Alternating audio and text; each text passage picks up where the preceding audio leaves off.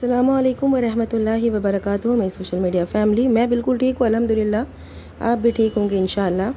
تو آج میں اپنے ہسٹری آف اسلام میں بتاؤں گی کہ طائف کے ناکام سفر کے بعد آپ صلی اللہ علیہ وسلم نے کیسے اور کن قبیلوں کا دورہ کیا۔ ویڈیو چھوٹی ہی رہے گی اور امید کروں گی کہ آپ کو پسند آئے گی انشاءاللہ۔ تو اگر ابھی تک آپ نے میرے چینل کو سبسکرائب نہیں کیا ہے تو پلیز سبسکرائب مائی چینل۔ تو چلیے ویڈیو شروع کرتے ہیں۔ طائف کے ناکام سفر نے آپ صلی اللہ علیہ وسلم کے مضبوط ارادے پر کوئی اثر نہیں کیا۔ اب آپ صلی اللہ علیہ وسلم نے قصدیانہ ارادہ کیا کہ ایک ایک قبیلے میں پھر کر خدا کا پیام سنائیں۔ اس کے لیے مکہ میں حج کے قدرتی موقع موجود تھے۔ اس زمانے میں عرب کے گوشے گوشے سے لوگ آتے اور کئی دن ٹھہرتے۔ مکہ کے آس پاس میلے بھی لگتے تھے اور یہاں بھی آدمیوں کا جماؤ ہوتا تھا۔ آپ صلی اللہ علیہ وسلم نے ان مجمعوں میں ایک ایک قبیلے میں پھر کر وعظ کہنا اور قرآن کی آیتیں سنانی شروع کی۔ اس کا یہ اثر ہوا کہ پورے ملک میں اسلام کی آواز پھیل گئی۔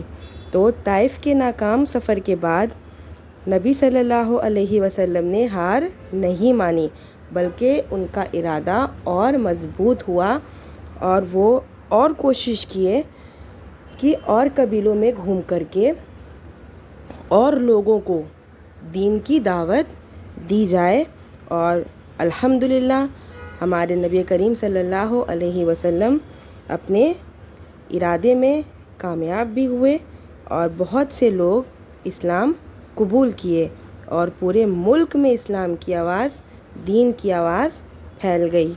تو کتنی ہی مصیبتیں اٹھائی ہیں ہمارے نبی کریم صلی اللہ علیہ وسلم نے، اور آج ہمارے پاس سب کچھ ہے، پھر بھی ہم بہت ہچکچاتے ہیں، ڈرتے ہیں، دین کی مجلسوں سے دور بھاگتے ہیں۔